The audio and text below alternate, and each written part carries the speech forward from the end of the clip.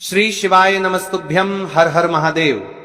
दोस्तों, आप सभी लोग जानते हैं कि 14 नवंबर 2025 यानी शुक्रवार को पड़ रही है मार्गशीर्ष महीने की दशमी तिथि। और दोस्तों, ये वह तिथि है जो मार्गशीर्ष महीने में पड़ने वाली सबसे बड़ी तिथि है, क्योंकि ये शुक्रवार के दिन पड़ रही है और इसका बहुत ही बड़ा और विशेष महत्व होता है। पूज्य गुरु जी ने कहा है, अगर कभी भी मौका लग जाए और मार्गशीर्ष महीने की दशमी तिथि शुक्रवार को पड़ जाए तो आप एक छुटकी काला तिल वाला उपाय तो अवश्य ही करना चाहिए। इन दोनों का संयोग बहुत कम आता है। और इसी के साथ में गुरुजी ने अपनी शिव पुराण कथा में बताया है कि इस दिन आपको एक छुटकी काला तिल वाला उपाय तो आपको अवश्य ही करना चाहिए, क्योंकि ऐसा दिन पूरे साल में सिर्फ एक ही बार आता है। और दोस्तों, आप सभी लोग जानते हो कि शुक्रवार दशमी तिथि का अगर सबसे बड़ा कोई उपाय है तो एक छुटकी काला तिल वाला उपाय है। तो दोस्तों, शुक्रवार दशमी तिथि के दिन आप लोगों को इस एक छुटकी काला तिल वाला उपाय को जरूर करना है। बहुत सारे लोग होंगे जिन लोगों ने इस उपाय को ना किया हो, मतलब पूरा महीना निकल गया, उन्होंने किसी भी दिन इस एक छुटकी काला तिल वाला उपाय को ना किया हो। पर दोस्तों, आपके पास एक आखिरी मौका बचा हुआ है, जो कि 14 नवंबर शुक्रवार दशमी तिथि के दिन है। तो इस दिन आप लोगों को इस वाले उपाय को जरूर कर लेना है, भले ही आपने पूरे महीने भर इस उपाय को ना किया हो। पर अगर आप इस मार्गशीर्ष मास के शुक्रवार दशमी तिथि के दिन अगर इस वाले उपाय को कर लिया तो आपको इस उपाय को करने का वह फल मिलेगा जिसकी आपने कभी कल्पना भी नहीं करी होगी। इसीलिए आप लोग इस वाले उपाय को एक बार जरूर कर लेना है, ताकि आप लोगों के हाथ से यह मौका ना जा सके और आपको इस उपाय को करने का फल मिल सके। दोस्तों, यह उपाय पंडित जी ने अपनी अभी के ही श्री शिव महापुराण की कथा में बताया है, जिस उपाय को आज हम आपको बहुत अच्छे से समझाने वाले हैं। वीडियो को देखने के बाद इस उपाय को समझने के लिए आपको कोई और वीडियो को देखने की जरूरत नहीं पड़ेगी। तो चलिए दोस्तों, उपाय को शुरू करते हैं। देखिए, यह इस मार्गशीर्ष मास के शुक्रवार दशमी तिथि के दिन यह इतना खास होता है, इतना महत्वपूर्ण होता है। देखा गया है कभी कभी बड़े बड़े पूजा पाठ अनुष्ठान से जो मनोकामना पूर्ण नहीं होते, वह मार्गशीर्ष मास के शुक्रवार दशमी तिथि के दिन एक छोटे से उपाय करने से ही आपकी मनोकामना पूर्ण हो जाती है। और बहुत सारे लोगों ने इस उपाय को किया भी है और उनको इसको करने का फल भी जरूर मिला है। अगर आप लोग भी इस उपाय को करना चाहते हैं तो आप इस उपाय को पहले अच्छे से समझ लेना, सुन लेना, उसके बाद करना, आपको इस उपाय का फल जरूर मिलेगा। और इस उपाय को कर लेने से आपके घर में चाहे किसी भी प्रकार की दोहक और समस्या क्यों ना चल रही हो, आपको उसका कारण भी नहीं पता है कि भाई ये समस्या किस कारण से चल रही है, उसका कुछ भी कारण हो सकता है, जैसे पितृदोष हो सकता है, किसी भी तरह का मंगल दोष भी हो सकता है। तो इस दिन आप लोगों को ये वाला उपाय कर लेना है। ये एक ऐसा उपाय है जिस उपाय को अगर किसी विशेष दिन पर किया जाए तो भाई उस विशेष दिन का जो है वह तो हमें मिलता ही मिलता है, पर हमने उस दिन पर इस उपाय को किया है तो हमें उससे भी बड़ा फल मिलता है, और फल बहुत जल्दी मिलता है, क्योंकि आप इस उपाय को बहुत ही बड़े और विशेष दिन पर कर रहे हो।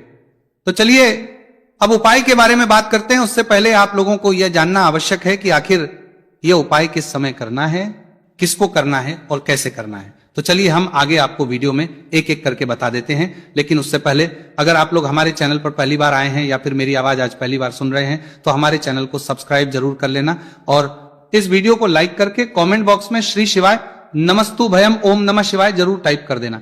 तो दोस्तों, इस एक छुटकी काला तिल वाला उपाय को हमें इस शुक्रवार दशमी तिथि के दिन कैसे करना है, किसको करना है, किस समय करना है और कहां पर करना है, ये सारे सवालों के जवाब आपको इस वीडियो में मिल जाएंगे। और जो ये वीडियो देखेगा भाई, उसको एक छुटकी काला तिल वाला उपाय जरूर करना चाहिए, क्योंकि इस दिन एक छुटकी काला तिल का भी बहुत ही बड़ा और विशेष महत्व होता है। और जब बात आ जाए एक छुटकी काला तिल वाला उपाय की, तो ये सोने पर वाली बात हो जाती है और ये एक बहुत ही बड़ा उपाय हो जाता है इस शुक्रवार दशमी तिथि का। तो अब दोस्तों, इस एक छुटकी काला तिल वाला उपाय को आखिर करना किसको है, सबसे पहले हम लोग वो बात जान लेते हैं। तो देखो, घर की जो बड़ी माताएं बहनें होती हैं, उन माताओं बहनों में से कोई भी एक बड़ी माता बहन इस वाले उपाय को कर सकती है। और दोस्तों, अगर आप चाहें तो अपने घर में से सभी सदस्यों को भी इस उपाय को करवा सकते हैं। अगर किसी व्यक्ति की खुद की कोई मनोकामना है, खुद की कोई दुख और परेशानी है जो कि वो अपने लिए ही करना चाहता है, इस वाले उपाय को तो वो खुद अपने लिए भी कर सकता है। बाकी अगर कोई घर में से ऐसा है जो कि अपने पूरे घर परिवार की सुख और शांति के लिए ये वाला उपाय करना चाहता है, तो भाई वो भी कर सकता है, उसमें भी कोई दिक्कत वाली बात नहीं है। कहने का मतलब यह है कि इस उपाय को हर एक सदस्य भी कर सकता है, और पूरे घर परिवार के सदस्य के लिए घर की बड़ी बहनों में से कोई एक माता बहन भी कर सकती है।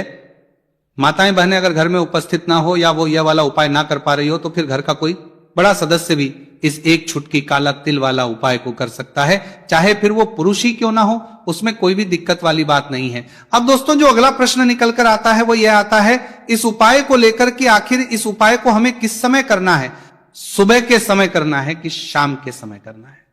तो देखो इस वाले उपाय को आप लोग सुबह भी कर सकते हो और शाम के समय प्रदोष काल में भी कर सकते हो। अब अगर आप पूछो कि भाई सबसे उत्तम समय कौन सा रहेगा इस एक छुटकी काला तिल वाला उपाय को करने का, तो हम आपसे बस यही कहेंगे कि इस उपाय को आप सुबह के समय करेंगे तो ज्यादा बेहतर होगा। बाकी अगर प्रदोष काल शाम के समय भी करेंगे तो भी अच्छा होगा, उसमें कोई भी दिक्कत वाली बात नहीं है।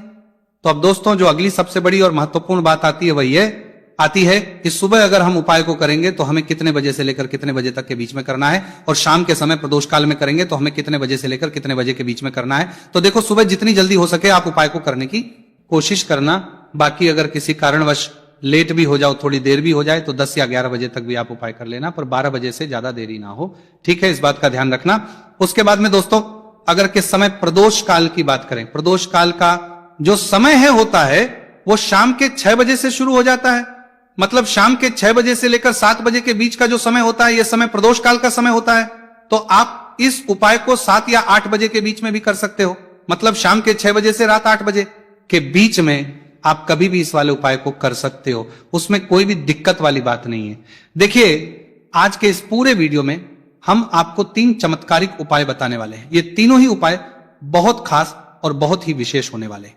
तो चलिए दोस्तों जान लेते हैं गुरुजी द्वारा बताए गए पहले उपाय के बारे में। देखिए यह उपाय आपको अपने परिवार के लिए करना है। यदि आप चाहते हैं कि आपका परिवार का प्रत्येक सदस्य तरक्की करे, उन्हें हर कार्य में सफलता की प्राप्ति हो, तो आपको यह उपाय करना है। तो देखिए इस उपाय को करने के लिए आपको एक आटे का दीपक लेना है। आपको अपने ही घर पर एक एक आटे का दीपक प्रकार से तैयार कर लेना है।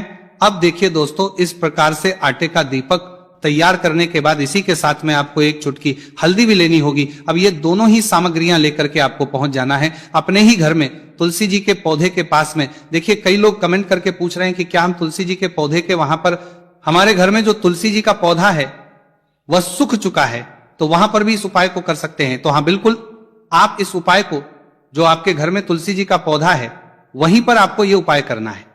देखिए सबसे पहले तो आपको ये जो उपाय है सूर्यास्त के बाद यानी कि रात्रि के समय में ही करना होगा। अब देखिए सबसे पहले आपके पास जो एक छुटकी हल्दी है उसे आपको तुलसी जी के पौधे में डाल देना है। अब देखिए आप जो एक आटे का दीपक लेकर के आए हैं, सबसे पहले तो आपको उसे तुलसी जी के पौधे के पास में रखना है, और तुलसी जी पौधे के पास में रखने के बाद इस दीपक में हमें शुद्ध घी का प्रयोग करना है, और इसी दीपक में हमें गोल रूप की बाती का प्रयोग करना है। क्योंकि ये जो दीपक है विशेषकर हम हरि विष्णु नारायण के नाम से लगा रहे हैं। अब इस दीपक को आपको प्रज्वलित कर देना है, और आपको भगवान विष्णु से, माता तुलसी से प्रार्थना करनी है कि हमारे घर में परिवार का प्रत्यक्ष सदस्य तरक्की करें, उसे अपने हर कार्य में सफलता की प्राप्ति हो, पूरा परिवार खुश रहे। हे भगवान नारायण आप हमारे परिवार की रक्षा करना। अब देखिए दीपक को प्रज्वलित करने के बाद आपको तुलसी जी के पौधे के नीचे यदि तुलसी जी का पत्ता गिरा हुआ पड़ा है तो उसे आपको उठा लेना है। आपको ध्यान रखना है तुलसी जी के पौधे से पत्ता तोड़ना नहीं है, नीचे गिरा हुआ है तो उसे आपको उठा लेना है। अब देखिए आपके घर में भगवान विष्णु की, भगवान श्री राम की, या फिर भगवान श्री कृष्ण की यानी कि श्री विष्णु के किसी भी अवतार की प्रतिमा लगी हुई है, तो वहां पर आपको जाना है और आपको थोड़ी सी चीनी या फिर मिश्री आपके घर में हो तो उनका भोग आपको भगवान विष्णु के सामने लगाना है, और जो आप तुलसी जी का पत्ता लेकर के आए हैं उसे भी आपको उसी भोग में डाल देना है। अब देखिए थोड़ी सी देर इस भोग को वहीं पर रखे रहने देना है, और फिर इस भोग को आपको अपने घर के परिवार के प्रत्येक सदस्य को प्रसाद स्वरूप प्रदान करना है। यकीन इस उपाय को करने से आपके परिवार का प्रत्येक सदस्य हमेशा तरक्की पर रहता है और आपके परिवार में हमेशा खुशियां बनी रहती हैं। तो इस प्रकार से आपको पहला उपाय कर लेना है। अब हम जानते हैं दूसरे उपाय के बारे में। देखिए ये जो उपाय है विशेषकर धन की प्राप्ति के लिए है, मां लक्ष्मी को प्रसन्न करने के लिए है, और विशेषकर शुक्रवार दशमी तिथि की रात्रि में ही आपको यह उपाय करना है। ये आपके और शिव के बीच एक सीधा संवाद होता है। आपका हर मूंग, हर दाना, हर श्वास उस क्षण शिवलिंग से जुड़ जाता है, और जब आप ओम नमः शिवाय या श्री शिवाय नमस्तुभ्यम का जाप करते हैं तो वह ध्वनि सिर्फ बाहर नहीं जाती, वह आपके भीतर के अंधकार को काटती है, आपके कर्मों के जाल को शुद्ध करती है। गुरुदेव ने एक कथा सुनाई थी। एक बार एक भक्त बहुत परेशान था, कर्ज में डूबा हुआ, घर में कलह, काम रुक गए थे, वो रोज मंदिर जाता पर मन में शांति नहीं थी। एक दिन गुरुदेव ने उससे कहा, बेटा इस बार तू किसी बड़ी पूजा या यज्ञ में मत लग, बस 7 हरे मूंग ले और अपने भाव से शिवलिंग के पास जा। वो व्यक्ति बोला, गुरुदेव सिर्फ 7 मूंग से क्या होगा। गुरुदेव मुस्कुराए, जिसे तू तुच्छ समझ रहा है वही तेरी किस्मत का ताला खोलेगा। उसने वैसा ही किया, मात्र 7 मूंग और गहरी श्रद्धा से भगवान शिव के सामने गया। कुछ ही हफ्तों में उसके जीवन में जो परिवर्तन आया वह उसके लिए किसी चमत्कार से कम नहीं था। गुरुदेव कहते थे, हर मूंग में शिव का अंश होता है। जो मूंग तुम अर्पित करते हो वह तुम्हारे पापों को शोषित करता है और उन्हें शिवलिंग में विलीन कर देता है। अब दोस्तों समझिए इस उपाय का रहस्य, क्यों सिर्फ हरा मूंग, क्यों सिर्फ 7 और क्यों शिवलिंग के पास हरी वस्तु सदा मंगल और शुद्धि की प्रतीक मानी जाती है। यह धरती का रंग है, जीवन का रंग है। जब हम हरे मूंग को अर्पित करते हैं तो हम अपने कर्मों के बीजों को शुद्ध धरती में बोते हैं और 7 यह संख्या 7 लोकों, 7 चक्रों और 7 ग्रहों से जुड़ी है। यानी जब हम 7 मूंग अर्पित करते हैं तो हम अपने शरीर और आत्मा के 7 केंद्रों को संतुलित करते हैं और जब यह सब शिवलिंग के पास किया जाता है तो शिव की ऊर्जा उन 7 बिंदुओं को सक्रिय कर देती है। फिर चाहे रुकावट नौकरी में हो, व्यापार में, विवाह में या जीवन में कोई भी अंधकार हो, सब धीरे धीरे हटने लगता है।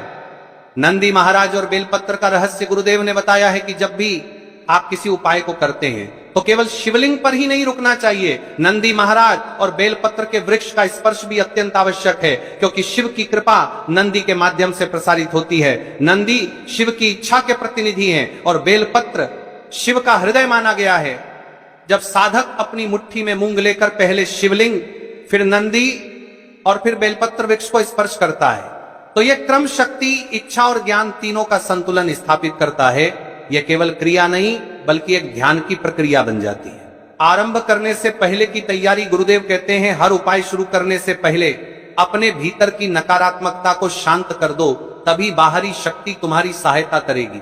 इसलिए जब आप 7 हरे मूंग वाला उपाय करने की सोचते हैं तो सबसे पहले अपने मन को स्थिर कर लीजिए। किसी भी प्रकार की जल्दबाजी, तनाव या भय को छोड़ दीजिए। अपने घर के मंदिर में या शांत कोने में बैठ जाइए, 2-3 बार गहरी सांस लीजिए और मन ही मन बोलिए, हे भोलेनाथ मुझे शक्ति दो, श्रद्धा दो और सही दिशा दो। फिर धीरे धीरे 7 हरे मूंग अपने सामने रखिए। यह ध्यान रखिए कि सभी मूंग साबुत हों, किसी का छिलका टूटा ना हो, कोई दाना फूटा ना हो, क्योंकि टूटा हुआ दाना अधूरी श्रद्धा का प्रतीक होता है। अब अपने दाहिने हाथ में वे 7 मूंग लेकर उन्हें अपने हृदय से लगाइए और कुछ पल अपनी आंखें बंद कर लीजिए। बस महादेव का स्मरण कीजिए, नमः शिवाय। इस मंत्र को 11 बार जपिए। यही जप आपके भीतर की ऊर्जा को जागृत कर देता है।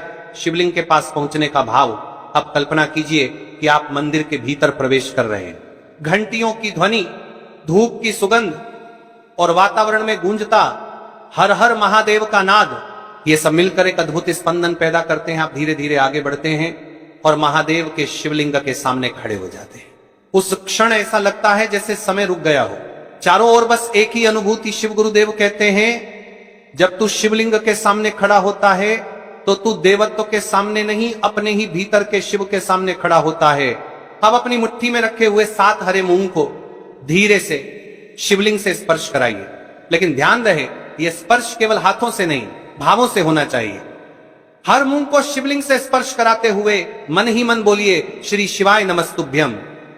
यह कहते हुए कल्पना कीजिए कि हर मूंग आपके दुखों, कष्टों और रुकावटों को शिव की ऊर्जा में विलीन कर रहा है। भाग 8, नंदी महाराज के चरणों का स्पर्श। अब अपनी मुट्ठी को शिवलिंग से हटाइए और सीधा नंदी महाराज के पास आइए। नंदी महाराज जो सदैव शिव के आदेशों के रक्षक हैं, जो हर भक्त की प्रार्थना को शिव तक पहुंचाते हैं। गुरुदेव कहा करते हैं, जो भी शिव से कुछ मांगना चाहता है पहले नंदी से अनुमति मांगे, क्योंकि वही द्वारपाल हैं। तो अब अपनी मुट्ठी को नंदी के चरणों से स्पर्श कराइए, धीरे से बोलिए, हे नंदी महाराज मेरी ये प्रार्थना महादेव तक पहुंचाइए, मेरे जीवन की हर बाधा दूर कीजिए, मुझे शिव चरणों में स्थिर रखिए। इस क्षण मन को पूरी तरह नंदी की निष्ठा में समर्पित कर दीजिए। उनकी निश्चल भक्ति की भावना को अपने भीतर महसूस कीजिए। अब फिर से वही 7 मूंग अपनी मुट्ठी में लेकर ओम नमः शिवाय मंत्र का 21 बार जप कीजिए। हर जप के साथ महसूस कीजिए कि आपका कर्म शुद्ध हो रहा है, आपकी राह खुल रही है। बेलपत्र वृक्ष का रहस्य और तीसरा चरण। अब आपको तीसरा और अत्यंत महत्वपूर्ण चरण पूरा करना है, वह है बेलपत्र के वृक्ष तक पहुंचना। गुरुदेव बताते हैं कि बेलपत्र का वृक्ष स्वयं महादेव का हृदय माना गया है। जब हम उसे स्पर्श करते हैं तो हम महादेव की आंतरिक ऊर्जा से जुड़ते हैं। अब अपने मंदिर या आसपास के परिसर में यदि बेल का वृक्ष है तो वहां जाइए। अपने 7 हरे मूंग की मुट्ठी को उस वृक्ष के तने से हल्के से स्पर्श कराइए और मंत्र बोलिए, श्री शिवाय नमस्तुभ्यम। जगत के स्वामी महादेव मेरे जीवन से अंधकार को दूर करें, मेरे कर्मों को शुद्ध करें। इस क्षण जब आप बेल वृक्ष को स्पर्श करते हैं तो आपकी सारी नकारात्मकता उस वृक्ष में समाहित हो जाती है और बेल वृक्ष उसे अपने भीतर शोषित कर लेता है। गुरुदेव कहते थे, बेल वृक्ष पर किया गया हर स्पर्श एक नया जन्म देता है। यह वृक्ष मनुष्य की पीड़ा को अपने भीतर समेट लेता है। 7 मूंग का विसर्जन और पूर्णता। अब दोस्तों सबसे महत्वपूर्ण क्षण आता है। आपने अब तक 7 हरे मूंग को 3 शक्तियों से जोड़ा, शिव, नंदी और बेल वृक्ष। अब समय है उन्हें ब्रह्मांड में समर्पित करने का। गुरुदेव का आदेश है, इन मूंगों को किसी पवित्र स्थान, जल या मिट्टी में विसर्जित करो ताकि ये ऊर्जा फिर से प्रकृति में मिल जाए। आप चाहें तो मंदिर के पास किसी तुलसी या पीपल के पौधे की जड़ में या किसी बहते हुए जल में इन्हें विसर्जित कर सकते हैं, लेकिन विसर्जन करते समय अपने हृदय से यह प्रार्थना जरूर करें, हे महादेव, जैसे मैंने इन 7 मूंगों को अर्पित किया है वैसे ही मेरे जीवन के 7 द्वार अब खुल जाएं। ज्ञान का द्वार, स्वास्थ्य का द्वार, सुख का द्वार, शांति का द्वार, संपत्ति का द्वार, प्रतिष्ठा का द्वार और मोक्ष का द्वार। इसके बाद अपनी दोनों हथेलियां जोड़ लीजिए, महादेव को प्रणाम करिए। मन ही मन बोलिए, हे महादेव, जो भी हुआ वह आपकी कृपा से हुआ। आप देखेंगे कि कुछ ही दिनों में आपके जीवन में ऊर्जा का प्रवाह बदलने लगेगा। अवसर खुद आपके पास आने लगेंगे, मन शांति महसूस करेगा और सबसे बड़ी बात, आपके भीतर विश्वास की लौ स्थिर हो जाए। आध्यात्मिक परिणाम और संकेत। गुरुदेव कहते हैं कि जो व्यक्ति यह उपाय सच्चे मन से करता है उसे 3 दिव्य संकेत प्राप्त होते हैं। पहला संकेत, सपनों में शिवलिंग, जल या सांप का दर्शन। यह दर्शाता है कि आपकी प्रार्थना शिव तक पहुंच गई है। दूसरा संकेत, मन का अचानक शांत हो जाना, पुराने भय और तनाव का मिट जाना। तीसरा संकेत, किसी पुराने अधूरे कार्य का अचानक सफल होना। यदि ये संकेत दिखें तो समझिए कि महादेव ने आपकी पुकार सुन ली है। भागवार श्रद्धा का रहस्य। याद रखिए दोस्तों, इस उपाय की सच्ची शक्ति मूंग